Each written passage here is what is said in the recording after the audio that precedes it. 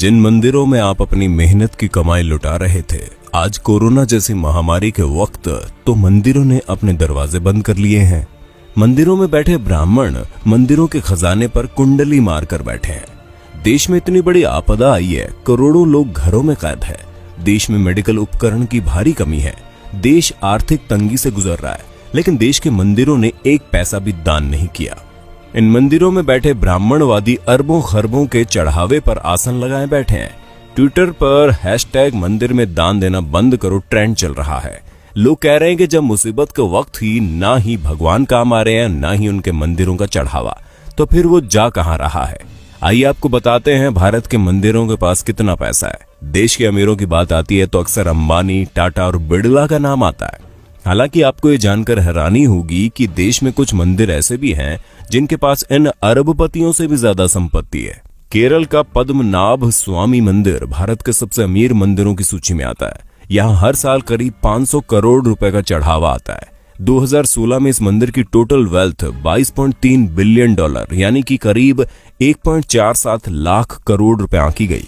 आंध्र प्रदेश के तिरुपति बालाजी मंदिर की टोटल वेल्थ 52,000 करोड़ रुपए है। मंदिर हर साल करीब 600 करोड़ रुपए की कमाई करता है। शिरडी साईं बाबा का टेम्पल देश के सबसे फेमस मंदिरों में से एक है। साल 2018-19 में लोगों ने यहाँ 679 करोड़ रुपए दान कर दिए।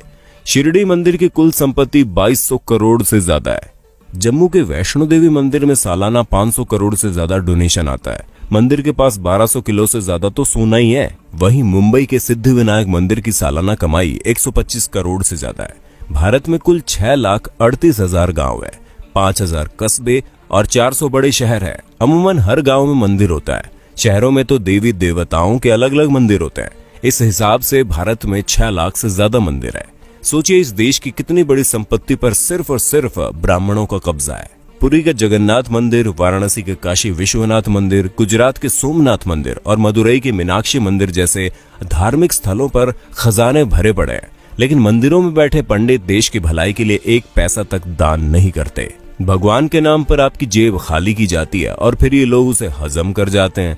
जरा सोचिए, अगर ये मंदिर अपनी संपत्ति दान कर दे तो एक दिन में भारत की गरीबी दूर हो जाए, लेकिन ये ऐसा नहीं करते। धर्म के नाम पर लोगों को मूर्ख बनाकर ब्राह्मणवादी मौज काट रहे हैं।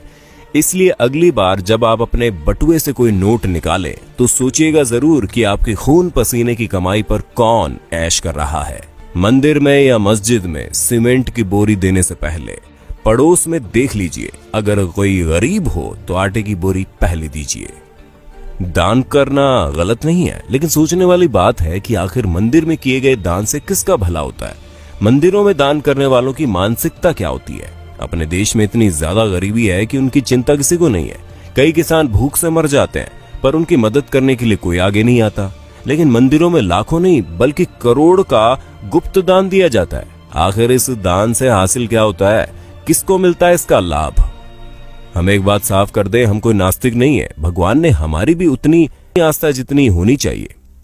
लेकिन सोचने वाली बात यह है कि आस्था जताने के लिए मंदिरों में दान करना जरूरी है।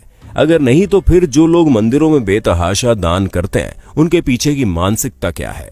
क्या उनको भगवान से किसी बात का डर रहता है? क्या ऐसे लोगों को जो कि काले धंधे करते हैं उनके मन में बात रहती है कि वो भगवान के मंदिर में कुछ दान करके अपने पाप से बच जाएंगे? हमें तो लगता है ऐसी ही किसी मानसिकता के वशीभूत होकर ये लोग लाखों रुपए दान करते हैं। लेकिन इनके दान से किसका भला होता है? हमारे देश के बड़े बड़े मंदिरों की हालत क्या है, किसी से छुपी नहीं है।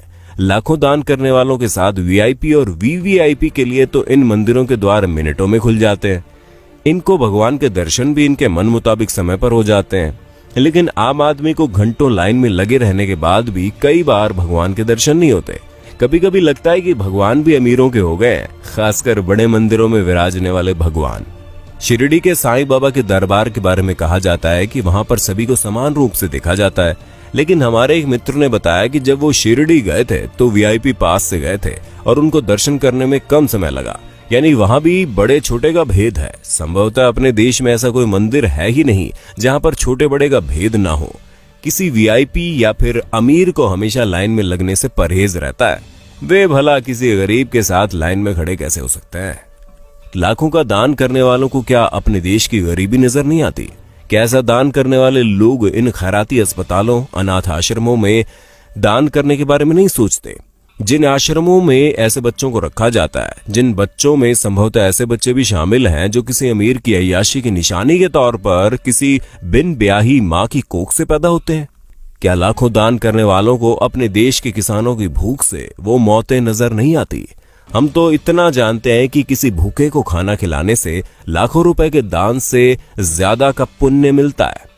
किसी असहाय और गरीब की मदद करने से उनके दिल से जो दुआ निकलती है वो दुआ बहुत काम की होती है। हम मंदिरों में दान करने के खिलाफ कतई नहीं है, लेकिन किसी भी मंदिर में दान उतना ही करना चाहिए जितने से उस मंदिर में होने वाले किसी काम की मदद हो जाए। जो मंदिर पहले से ही पूरी तरह से साधन संपन्न हैं, उन मंदिरों में दान देने का क्या फायदा? दोस्तों, अगर आपको ये वीडियो अच्छी लगी तो हमारे चैनल को सब्सक्राइब करना ना भूलें, अपने दोस्तों के साथ वीडियो को शेयर कर दें। धन्यवाद।